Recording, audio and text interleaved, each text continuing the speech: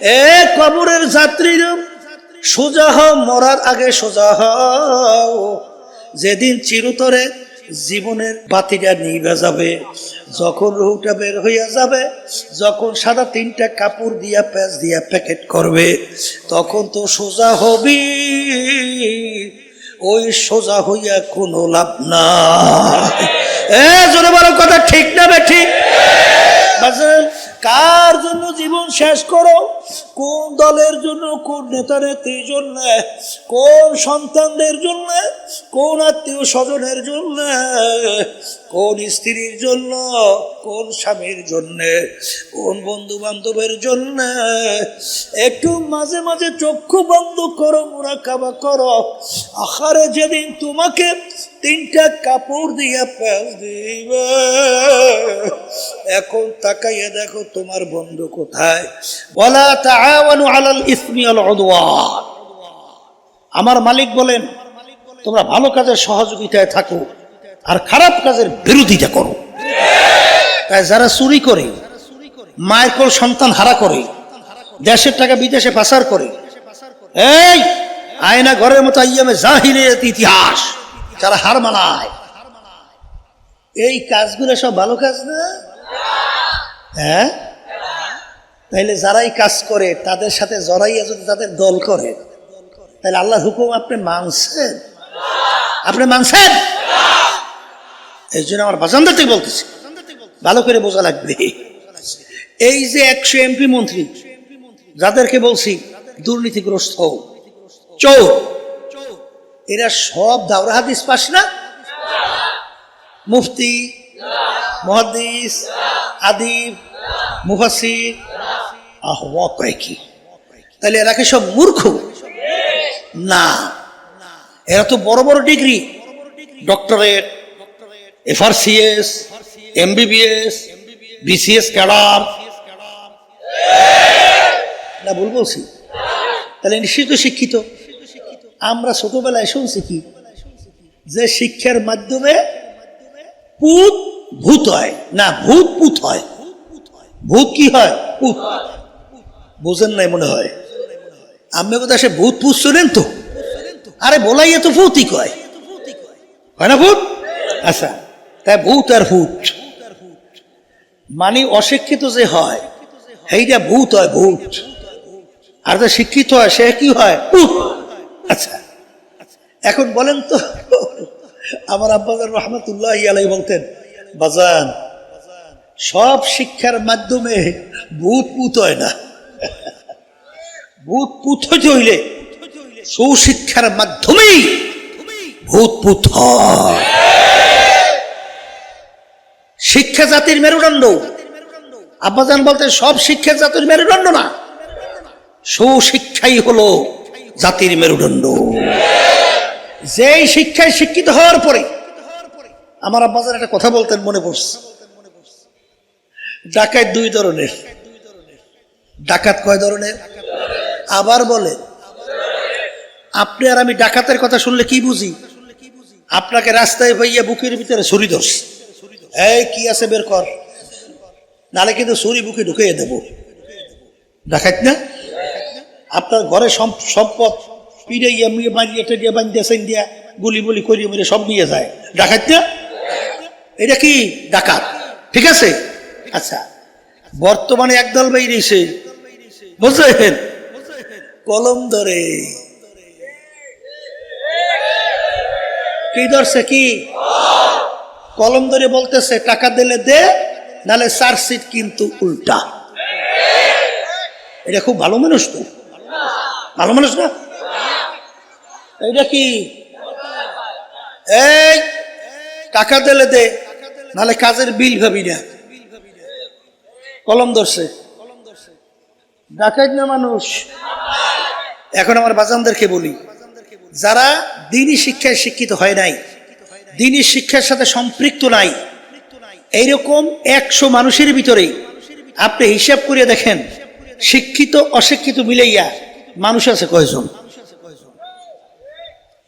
একজনও নাই, একজনও নাই। আমি চ্যালেঞ্জ করলাম, চুরি করা এটা কি মানুষের কাজ? আমাদের দেশের টাকা বিদেশে পাচার করা মানুষের কাজ? এই আল্লাহর বান্দার আশরাফুল মাখলুকাত মানুষকে ঠান্ডা মাথায় গুলি করে রাস্তার ভিতরে ফেলাইয়া দেওয়া, এটা কি ভালো কাজ? এই যে এখন বর্তমানে জেলের ভিতরে আটকা আছে জিয়াউল আহসান, শুনছেন? আর্মির ও একা নাকি 1000 মানুষকে মারছে, বুঝেন? তাও আবার পিস্তল দিয়া মাথার কাছে ঠেকাইয়া তারপর গুলি করত। জিজ্ঞাসা করছে যে তুমি মাথার কাছে নিয়ে পিস্তল ঠেকাই গুলি করে কেন? বলে যখন কাছে নিয়ে গুলি করি তখন এই মাথার ভিতর থেকে মগজ এবং রক্ত বের হয়, ছিটতে ওঠে না গুলি করার পরে, ওইটা যখন হাতের মধ্যে লাগে তখন আমার ফিলিংস তৈরি হয়। নাউযুবিল্লাহি মিন যালিক। আমার বাজানদেরকে বলবো আল্লাহু আকবার, এই যে কাজটা করছে বড় অফিসার না? ও করে শিক্ষিত হয় নাই? সব দাওরা হাদিস কোরআনে হাদিস পড়ছে তো, তাহলে ও কি অশিক্ষিত না মূর্খ? না, ও তো শিক্ষিত। কিন্তু যেই শিক্ষায় শিক্ষিত হলো ওই শিক্ষার মাধ্যমে ওকে মানুষ বানায় নাই, ওকে কুত্তা শিয়াল শুয়োরের চেয়ে খারাপ বানাইছে। ভুল বলি নাই তো? না ঠিক বলছি? এখন অনেকে বলতে পারেন হুজুর তাইলে আমাদের ইংরেজি বাংলা অঙ্ক এগুলো শেখা কি দোষ? বলে না, কোনো দোষ নাই। কিন্তু আল্লাহ রাসূল সাল্লাল্লাহু আলাইহি ওয়াসাল্লাম বলেন তলাবুল ইলমি ফারিজাতুন আলা কুল্লি মুসলিম, প্রত্যেকটা মুসলমান মহিলা পুরুষ তাদের ইলমে দ্বীন শিক্ষা করা ফরজ।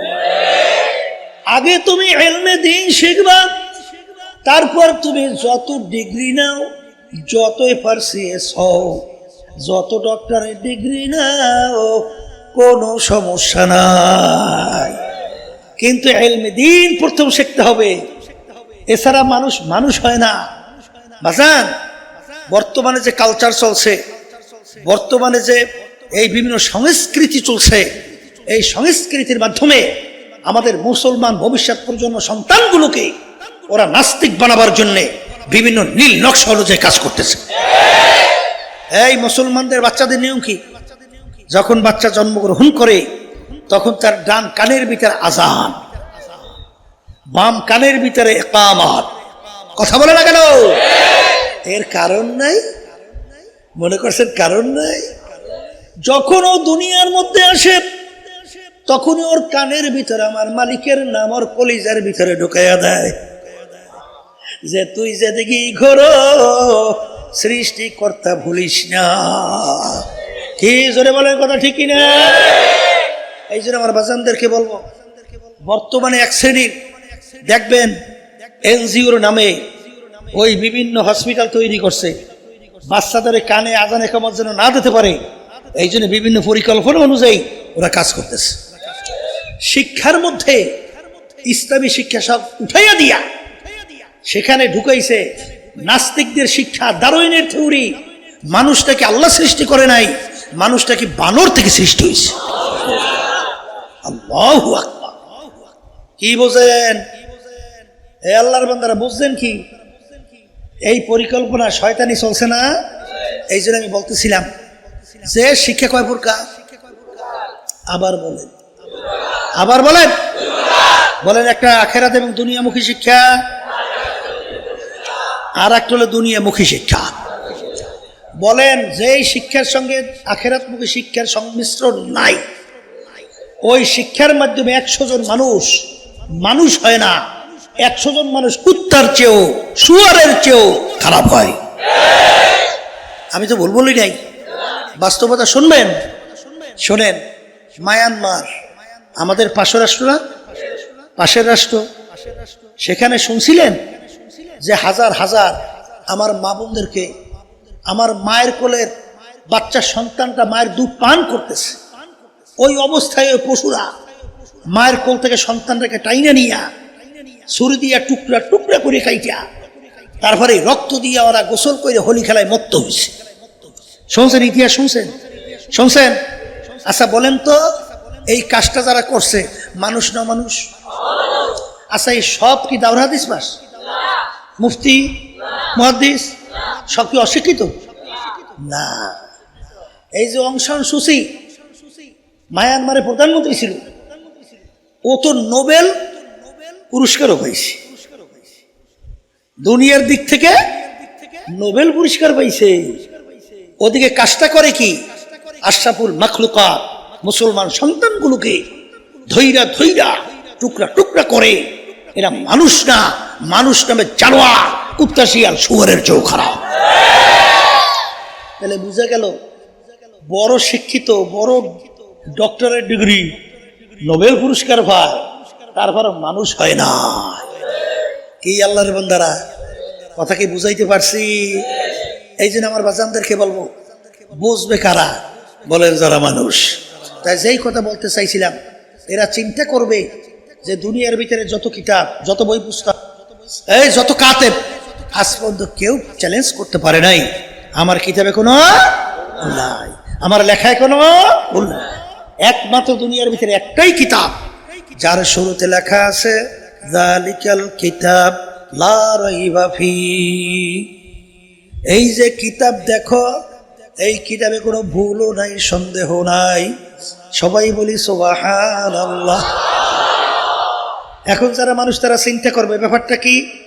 আল্লাহ রসুল দুনিয়ার কোনো শিক্ষকের কাছে পড়ার সুযোগ পায় নাই। এমনকি আল্লাহ রসুল সাল্লাল্লাহু আলাইহি ওয়াসাল্লাম নিজের দস্তখত করতে জানতেন না, তা জানেন? সাইনও করতে জানতেন না। কলেতে হুজুর ফরমান রাখতো কিভাবে? আল্লাহ রসুলের আংটি মোবারকের ভিতরে আঙ্গুল মোবারক, আংটি মোবারক দিয়ে সিল মারত। এক ডক্টর বছর 1.5-2 আগে চরমনাইতে আসছিল। আসার পরে আল্লাহ রসুল সাল্লাল্লাহু আলাইহি ওয়াসাল্লামের পক্ষ থেকে ওই যে আংটি দিয়ে সিল মারছে, এই সিল সহ ওই চিঠি কাজ দিয়া বান্ধাইয়া আমার জন্য হাদিয়া হিসেবে নিয়ে আসছে। তখন আমি তাকাইয়া দেখলাম যে আল্লাহ রসুল সাল্লাল্লাহু আলাইহি ওয়াসাল্লামের আংটি মোবারকের সিলটা কেমন ছিল। তাহলে আল্লাহ রসুল সাল্লাল্লাহু আলাইহি ওয়াসাল্লাম দস্তখত বলেন জানতেন না, কথা বলে না। তাহলে আল্লাহ রসুলকে বলা হয় উম্মি। কি বলা হয়? এখন যারা মানুষ তারা চিন্তা করবে যে আল্লাহ রসুল উম্মি, দুনিয়া কোনো শিক্ষকের কাছে পড়ার সুযোগ পায় নাই, তার উপরে ছোট চটি বই না 30 পারা কোরআনুল কারীম নাজিল হলো, যার শুরুতে লেখা আছে যালিকাল কিতাব লা রাইবা ফি। এই যে কিতাব দেখো, এই কিতাবের ভিতরে ভুল সন্দেহ বলতে কিছু নাই। সবাই বলি সুবহানাল্লাহ।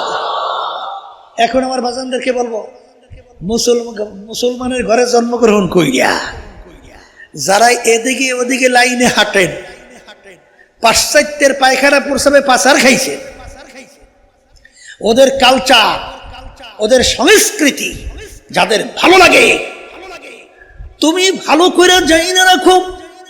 বুখারী শরীফের হাদিসের মধ্যে আসছে, আল্লাহ রাসূল সাল্লাল্লাহু আলাইহি ওয়াসাল্লাম বলেন, মান তাশাব্বাহা বিকওমিন ফাহুয়া মিনহুম।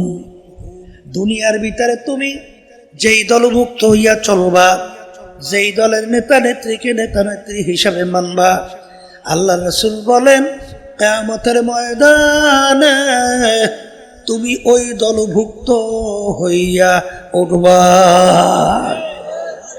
এক কথায় আল্লাহ রাসূল সাল্লাল্লাহু আলাইহি ওয়াসাল্লাম বলেন, যার সঙ্গে যার মহব্বত, তার সঙ্গে তার কিয়ামত। এই কথা ঠিক না বেটি? হ্যাঁ, শোনেন বাজানদেরকে বলি, পর্দা আলে মা বোনরা যারা শুনতেছে শোনে, এই যারা মুসলমান, যারা মানুষ, তারা চিন্তা করবে কোরআন কারীম নাযিল হলো প্রায় 1500 বছর চলছে। এত ইসলামের শত দুনিয়া থেকে গেল, এত বৈজ্ঞানিক গেল, দার্শনিক গেল, ভুল বের করতে পারে নাই। এখনো কোরআন কারীম আমাদের মাঝে আছে না? আসতে বলে তো, জোরে বলেন আছে। এই তুমি কি এখনো কোরআন কারীম আছে আমাদের মাঝে? চ্যালেঞ্জের আয়াত নাই কর না, চ্যালেঞ্জের আয়াত এখনো আছে না নাই?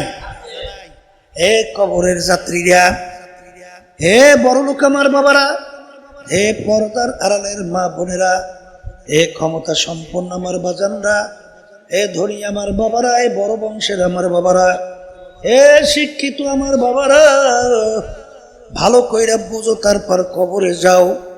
কারণ একবার যদি কবরে কেউ ঠগো, দ্বিতীয়বার দুনিয়াতে এসে আপিল কইরা জিতবার কিন্তু আর আশা নাই। এখনো কোরআনুল কারীম আমাদের মাঝে আছে, চ্যালেঞ্জের আয়াত এখনো আছে। এত ইসলামের শত্রু দুনিয়ার থেকে গেল, বর্তমানে অভাব নাই, বাংলাদেশেও সংখ্যার অভাব নাই। কি জোরে বলেন কথা ঠিকই না?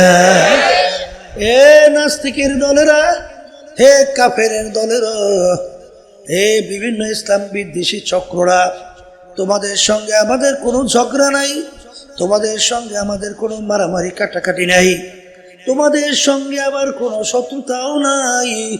শুধু তোমরা না, তামাম দুনিয়ার সমস্ত মানুষ, সমস্ত মাখলুকাত একত্রিত হও, পারলে কোরআনুল কারীমের ভিতরে একটা ভুল বের করে দেখাও। যদি তোমরা তামাম দুনিয়ার সমস্ত মানুষ, সমস্ত মাখলুকাত যদি কোরআনুল কারীমের ভিতরে একটা ভুল বের করে দেখাতে পারো, আমি আপনাদের সামনে চ্যালেঞ্জ করে শুনে রেখে গেলাম, আমি আর নামাজ পড়ব না, আমি আর রোজা রাখবো না, আমি আর পর্দা করব না, আমি আর হারাম হালাল তমিজ কইরা খাবো চলবো না, আমি আর মিথ্যা জুলুম এর থেকে বাইচা থাকবো না, আমিও বিভিন্ন কায়দায় আপ টু ডেট হইয়া চিত্ত বিনোদনের জন্য চলার চেষ্টা করব। কিন্তু বাজান ভালো করে চিন্তা করিয়া দেখলাম, দুনিয়া কিন্তু ক্ষণস্থায়ী। দুনিয়া কি? সবাই মুখ খুলে বলতে ভালো লাগে না? দুনিয়া, দুনিয়া হলো ক্ষণস্থায়ী, আখেরাত হলো স্থায়ী। কথা ঠিক কিনা? দুনিয়া দেখতে না দেখতে শেষ হয়ে যায়, আখেরাতের জিন্দেগি শুরু হবে আর কোনোদিন। তুমি এরকম কি দুনিয়ার জিন্দেগি দেখতে না দেখতে শেষ হইয়া যায়, আখেরাতের জিন্দেগি শুরু হবে আর কোনোদিন শেষ নাই। আসতে বলে এই কথা ঠিক? তাহলে যদি ঠিক হয়, তাহলে কোরআনুল কারীম কি বলেন? জোরে বলেন সত্য, আবার বলেন সত্য। কথা ঠিক কিনা? তাহলে কোরআন যদি সত্য হয়, কোরআনুল কারীম যদি আল্লাহ সাহাবা বলছেন তা কি? তাও তো সত্য। কথা ঠিক কিনা? ওই কোরআনুল কারীমের ভিতরে আমার মালিক বলেন, ওমা খালাকতুল জিন্না ওয়াল ইনসা ইল্লা লিয়াবুদুন। আমাদেরকে বানাবার উদ্দেশ্য কি? কেন বানাইলেন? এইটাই কোরআনুল কারীমের ভিতরে আল্লাহ শুনাইস। আল্লাহ বলতেছেন, আমি তোদেরকে এবং জিন জাতিকে, এই দুইটা জাতি আমার বানাবার উদ্দেশ্য হলো আমার ইবাদতের জন্য। সবাই বলি সুবহানাল্লাহ। বলেন আল্লাহ আমাদেরকে বানাইছে কা? বলেন তার ইবাদতের জন্য। ওয়াজ কিন্তু বেশি মনে থাকবে না, এইটা মুখস্থ করেন। বলেন আল্লাহ আমাদেরকে বানাইছে কেন? কার ইবাদত? কার ইবাদত? কার ইবাদত? এখন বাজারদারকে বলি, এই ইবাদত একটা আরবি শব্দ, উর্দুতে বলে গোলামি, বাংলা অর্থ মালিকের হুকুম অনুযায়ী চলা। এখন মুখস্থ করে বলেন, মালিকের হুকুম অনুযায়ী চলার নামই হলো ইবাদত। বলেন, মালিকের হুকুম অনুযায়ী চলার নামই হলো ইবাদত। এবার কথা ঠিক আছে? এখন অনেকে প্রশ্ন করতে পারেন, হুজুর আমাদেরকে তো বানাইলেন মালিক তার ইবাদতের জন্য, অন্য অন্য মাখলুকাত গুলো আমার মালিক কেন বানাইলেন? ওই কোরআনুল কারীমের ভিতরে আমার মালিক বলেন, وخلق لكم ما في الأرض جميعا আল্লাহ রাব্বুল আলামিন বলতেছেন অন্যান্য মাখলুকাতগুলো আমি বানাইছি তোমাদের জন্য। সবাই বলেন সুবহানাল্লাহ। এখন বলেন অন্যান্য মাখলুকাত আল্লাহ বানাইছেন কেন? বলেন আমাদের জন্য, মানে আমাদের খেদমতের জন্য। এখনই বুঝবেন। এই আমরা গরু ফেলি না কি? গরু আমাদের দরকার আছে না নাই? দুধ খাই, গোশত খাই, চামড়া দিয়ে জুতা বানাই, ব্যাগ বানাই, হাড্ডি দিয়ে চিরুনি বানাই, আরো কত কাজে লাগাই। লাগে, আমাদের লাগে। আচ্ছা বলেন তো, একটা মানুষ যদি দুনিয়া না থাকে গরুর কি হয়? কিছু হবে? ভালো করে বোঝে। তাহলে গরু আল্লাহ আমাদের খেদমতের জন্য বানাইছে, কথা ঠিক? আচ্ছা মাছ আমাদের লাগে? মাছ, হ্যাঁ কি মাছ খান টান না বুঝি আপনারা? এই এখানে তো মাশাআল্লাহ সাগর কাছাকাছি ফেরে আছে, ভালোই মাছ দেখছিলাম তো ছোটবেলায়। এখন কি অবস্থা কে জানে? কি আছে না মাছ? মাছ যাই হোক, তাইলে মাছ আমাদের দরকার আছে না নাই? আচ্ছা বলেন তো, একটা মানুষ দুনিয়া না থাকলে মাছের কি হয়? তাহলে মাছ আল্লাহ বানাইছে আমাদের জন্য। এই গাছ আমাদের লাগে? গাছ তাহলে ফার্নিচার বানাইছেন কি দিয়ে? তাহলে গাছ আমাদের লাগে। একটা মানুষ দুনিয়া না থাকলে গাছের হয় কি? হ্যাঁ, সূর্য আমাদের দরকার আছে না নাই? একটা মানুষ যদি দুনিয়া না থাকে সূর্যের কিন্তু কিছু আসে যায় না, কিন্তু সূর্য না থাকলে মানুষ কিন্তু বাঁচবে না। সূর্য না থাকলে মানুষ বাঁচে, ফসল হবে। শোনেন না, বৈজ্ঞানিকরা বলে না যে সূর্যের ক্রিয়া, ওই যে বিভিন্ন বোমা বাস করে, বলে ওইটার তেজস্ক্রিয়ায় এমন অবস্থা হয়ে যেতে পারে এক পর্যায়ে সূর্যের আলো জমিনে আসতে ব্যাহত হইতে পারে, তাহলে ফসলও হবে না, মানুষ না খাইয়া শীত পড়ান মালি মরিয়া সাপ এই জোরে বলে। তাহলে সূর্য আমাদের লাগে না? লাগে না? তাহলে সমস্ত মাখলুকাত আল্লাহ বানাইলেন কাদের জন্যে? আর আমাদেরকে আল্লাহ কেন জানে বানাইছেন? বলেন তার হুকুম অনুযায়ী চলার জন্যে, কথা ঠিক আছে? এখন বাজানদেরকে বলবো, পর্দার আড়ালের মা বোনা যারা শুনতেছেন, আমার মালিকের হুকুম প্রতিটা মানুষের ব্যক্তিগত জীবনে আছে না নাই? জোরে বলেন আছে। পারিবারিক জীবনে আছে না নাই? সামাজিক জীবনে আছে না নাই? রাজনৈতিক জীবনে।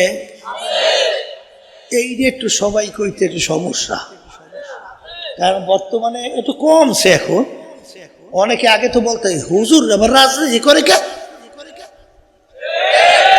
কি এরকম আছে না নাই? হুজুর রাজনীতি করে, হুজুর করবে কি? পেট নীতি কি বলেন? হুজুরেরা রাজনীতি করে তাও আল্লাহর হুকুম পালন করার জন্যে। আন্তর্জাতিক জীবনে আমাদের মালিকের হুকুম আছে না নাই? আল্লাহ রসুল বলেন তামাম দুনিয়ার মুসলমান কাজ জাসাদেন ওয়াহিদ, একটা শরীরের মতো। তামাম দুনিয়ার যে কোনো প্রান্তে এক মুসলমান যদি আক্রান্ত হয়, ওই ব্যথায় তোমারও ব্যথা লাগতে হবে। তোমার সাধ্য শক্তি অনুযায়ী তার প্রতিবাদ করতে হবে, এটাও কিন্তু তোমার আমার দায়িত্ব, কর্তব্য। এই তাহলে গেছে সব বিষয়ে আল্লাহর হুকুম জোরে কোন আছে না নাই? এখন বলতে পারেন হুজুর ব্যক্তিগত জীবনে কি? এক শ্রেণী বাজানরা আছে, বিদেশিদের কালচার, বিদেশিদের পোশাকাদি বইলে রেখে যায়, অনেকের গায়ে লাগতে পারে, খারাপও লাগতে পারে। বলে হুজুর আমার বিরুদ্ধে কথা বললেন কেন? আপনার বিরুদ্ধে কথা বলি না আল্লাহর কথা শুনাই? আসতে বলো, কার কথা শুনাই? এখন আপনি মানবেন কি না মানবেন, এটা তো জোর করে মানাবার দায়িত্ব আমাদের। এই জন্য দেখবেন ওলামায়ে কেরাম তারা বয়ানের শেষে কি বলে? আমা আলাইনা ইল্লাল বালাগ, আমাদের দায়িত্ব তোমাদের কাছে পৌঁছানো, মানো বা না মানো এটা বুঝবো আল্লাহ শুনবে। এই কথা ঠিক কিনা? অনেকে কিন্তু পোশাকাদির ব্যাপারে গুরুত্ব মোটে দেয়ই না, কিন্তু পোশাকাদির ভিতরে গুরুত্ব নাই। এই কোরআনুল কারীমে আল্লাহ কি বলছে? লিবাসুত তাকওয়া যালিকা খায়র, পরহেজগারি লেবাস তোমাদের জন্য উত্তম। কোন লেবাস? এই পরহেজগারি লেবাস কোনটা বলেন? সাহাবায়ে কেরাম, আল্লাহ রাসূল সাল্লাল্লাহু আলাইহি ওয়াসাল্লাম যেই পোশাক আমাদেরকে দেখাইয়া গেছেন, সাহাবায়ে কেরামদেরকে পরাইয়া গেছেন, ওই পোশাক হইল পরহেজগারি পোশাক। কথা ঠিক না বে ঠিক? এই এরপরে বাজানদেরকে বলবো, ব্যবসা ক্ষেত্রে মালিকের হুকুম না নাই? মালিক কি বলছেন? আহাল্লাল্লাহুল বাইআ ওয়া হাররামার রিবা, তোমাদের জন্য আমি ব্যবসাকে হালাল ঘোষণা করলাম, আর সুদকে তোমাদের জন্য আমি হারাম ঘোষণা করলাম। বলেন সুদ হারাম? সবাই মুখ খুলে বলেন, বলেন সুদ হারাম, বলেন সুদ হারাম। ব্যবসা হালাল। ব্যবসা কি? অনেকে দোকানদারি করে, আমার বাজারে আছে না, অনেকে মনে করে এটা মনে হয় দুনিয়া। না না, এটাও আখিরাত। কিন্তু আপনি যদি 1 নম্বর, 2 নম্বর, 3 নম্বর মাল, এই যে যদি 1 নম্বর পরিচয় দিয়ে বিক্রি করে, এইটা হবে হারাম। এটা কি? হারাম। তাহলে হালাল ব্যবসায়ী, সৎ ব্যবসায়ী, তাদের হাসর হবে নবীদের সঙ্গে, সিদ্দিকীনদের সঙ্গে। এটাও কি বলেন? ইবাদত। এটাও কি কথা ঠিক?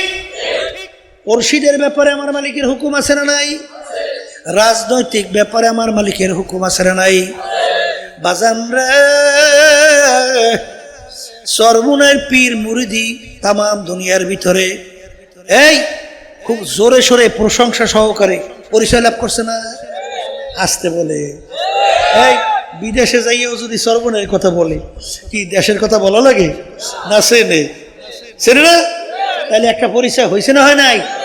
তাহলে পীর মুরিদি খুব মজার জিনিস না? সমস্ত নেতারা, এমপিরা, মন্ত্রীরা আইসা হুজুরের সামনে মাথা নোয়াইয়া এইবার বলবে, হুজুর আমার একটু দোয়া করিয়ে দেন। হ্যাঁ, হুজুর থেকে দোয়া নেবে। আর যখন আপনি রাজনীতি মাঠে রাজনীতি করবেন, তো দোয়া তো দূরের কথা, তখন গাইলে থেকে মাফ নাই। সুযোগ পাইলে মারতেও চায়, সুযোগ পাইলে জেলখানায়ও দেয়। কি জোরে বলে কথা ঠিক কিনা? সুযোগ পাইলে বিভিন্ন ধরনের আক্রমণও করতে চায়। চাই কি চায়? তাহলে এটা একটা পিচ্ছিল পথ না? কাঠাযুক্ত পথ না? তারপরে এই পথ বাইছে নেব কামডা কি? 1987 সালে ইসলামী আন্দোলন বাংলাদেশ প্রতিষ্ঠিত হয়েছে। একজন এমপিও কি আমাদের ব্যানারে এই মার্কায় কি সংসদে গেছে? কথা বলে না, যায় নাই। সুযোগ বুঝি ছিল না? ছিল, বহুত সুযোগ ছিল। আওয়ামী লীগ গতি এই 2024-এ বহুত এমপি প্রস্তাব নিয়ে আসছিল আমার কাছে। বিএনপি এখনো চেষ্টা করতেছে, বিভিন্ন দলকে দিয়ে এখনো বহুত চেষ্টা করে। তাই এমপি মন্ত্রী হওয়ার যদি লোভ থাকতো, ও কবে এমপি মন্ত্রী হওয়া যেত অন্টুর ব্যাপার। কিন্তু বাজার এমপি মন্ত্রী হইতে গেছি, বলে হুজুর যান নাই কেন? কেন যান নাই? বলে যাবো কিভাবে? ওই যে মালিক যে বাধা দিয়ে রাখছে। কেটা বাধা দিছে? কি বাধা দিছে? وتعاونوا على البر والتقوى ولا تعاونوا على الإثم والعدوان। তোমরা ভালো কাজের সহযোগিতায় থাকো, খারাপ কাজের বিরোধিতায় থাকো। এই যে 53 বছর স্বাধীনতা শেষ, 54 বছর চলছে, যারা দেশ চালাইছে সব দুধে নেওয়া ফেরেশতা। ওই তো হয় এদের পরিচালনায় এই সুন্দর দেশটা বাংলাদেশ। একবার দুইবার নয়, 5 বার চোরের দিক থেকে তাম দুনিয়ার মধ্যে ওরা ফার্স্ট বানাইছে। হাজার হাজার মায়ের কোল সন্তান হারা করছে, লক্ষ লক্ষ মানুষ মিথ্যা কেসের মাধ্যমে সংসার বিলীন করে ফেলছে। কথা বলে না? এই যে কথাগুলো বললাম সব ভালো কাজ না? কয়েকে কলে জি, এগুলো ভালো কাজ না খারাপ কাজ? তাহলে এই খারাপ কাজ যারা করে ওদের ক্ষমতায় যাওয়ার জন্যে ইসলামী আন্দোলন বাংলাদেশ আমরা সিঁড়ি হিসাবে ব্যবহৃত হব, আর আমাদেরকে পাড়াইয়া পাড়াইয়া ওরা ক্ষমতার মস্তদে বৈশা এই কাজগুলা করবে, আর সহযোগী হিসাবে আমরা তাদের সিঁড়ি হব। এটা ইসলামী আন্দোলন বাংলাদেশ আল্লাহর ফজলে কখনো চায় না। এই জন্য কোন এমপি মন্ত্রীর চেহারাও দেখিনি। এখন তো 5ই আগস্ট 2024, এখন বাংলাদেশ ইসলামের পক্ষে মাশাআল্লাহ একটা ক্ষেত্র তৈরি হয়েছে না।